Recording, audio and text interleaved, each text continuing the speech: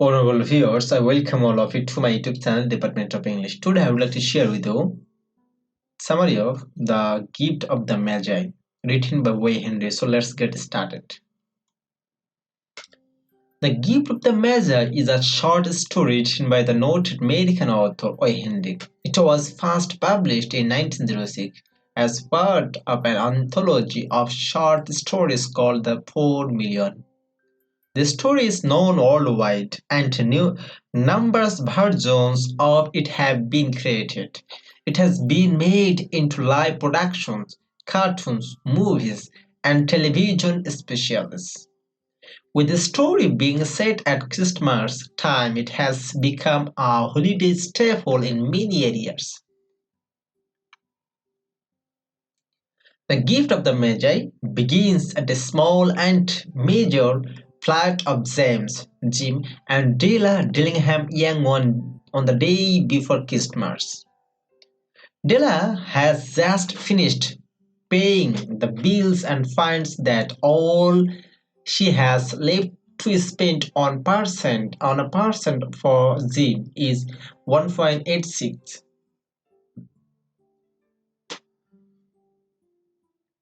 $1.86. At first, she bemoans her situation as the narrator takes note on the broken mail soute and doorbell, the small pair glass mirror, and the grey cat walking across the grey fence in the grey backyard.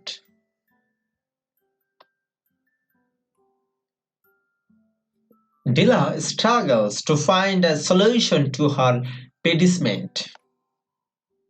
She wants to get Jim a present that he will treasure and rightly deserves for all of his hard work, but she only has $1.87 to spend. Then she gets an idea. The most valuable thing she has is her hair. Her hair is long and beautiful, and she compares it to the beauty of the Queen of Sheba. She quickly puts on her old brown coat and her old brown hat and hurries up to a hairdresser named Madame Suffren. Suffren cuts off Diller's hair and gives her 20 for it. $20. Dilla then begins to search for the perfect present for Jim. After being disappointed by the gifts she sees because they just aren't good enough, she remembers Jim's most treasured possessions, his grandfather's gold horse. She also remembers that Jim had to tie a leather strap to the watch after the original chain broke, and that was precisely the type of gift she wanted to buy for him. She goes from shop to shop looking for just the right watch chain until she at last finds a handsome platinum chain that is perfect. It costs $21. Della buys it, returning home with $0.87 left over.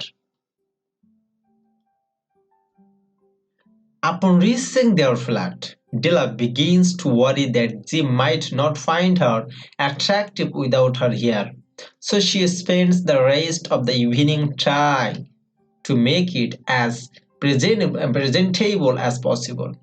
She then begins preparing dinner.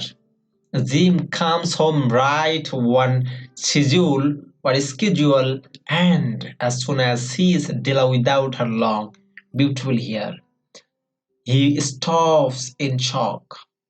Dilla doesn't know what to make of his reaction. He isn't angry or sad or disgusted, just short of surprised and confused.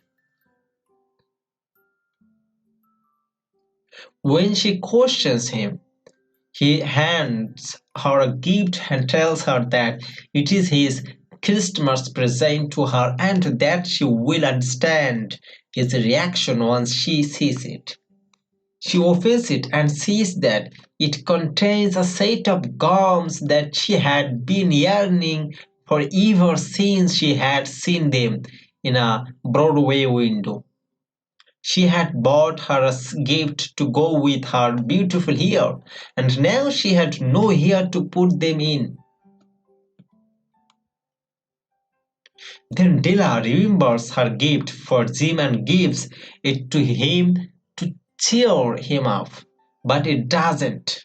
Jim tells her that in order to get enough money to buy the combs, he had to sell his horse. Then Jim smiles and says that they should keep the gifts to remind themselves just how much they love one another.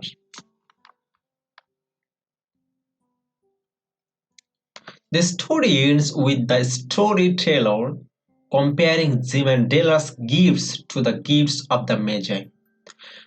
The three wise men who are said to have brought the first Christmas gifts to the baby Jesus.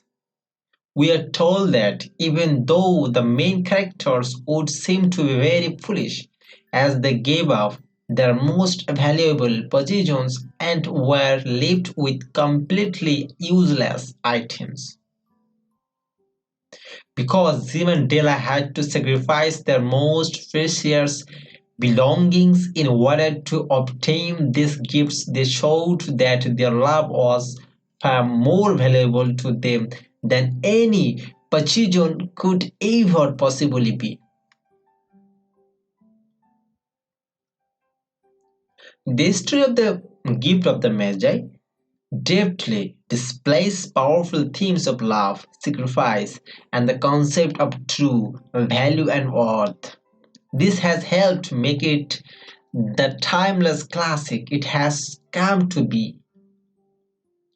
Henry's real name was William Sidney Potter. He was born on September 11, 1862, and died on June 5, 1910. Porter began using the name of O. Henry to sell his stories because he was actually surviving a Parisian sham at the time for embezzlement and felt that no one would buy his stories if they knew who he was.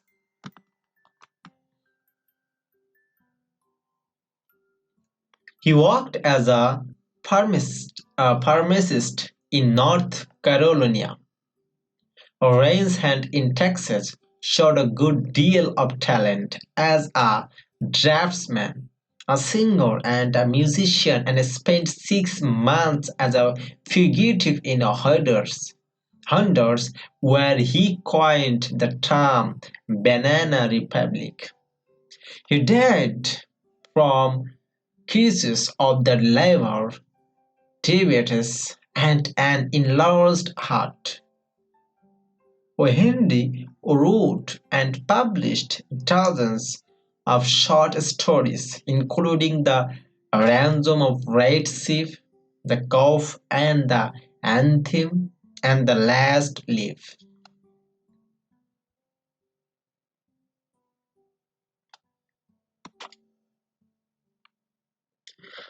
So that's all about today's topic. For the timing, thanks for patient sharing.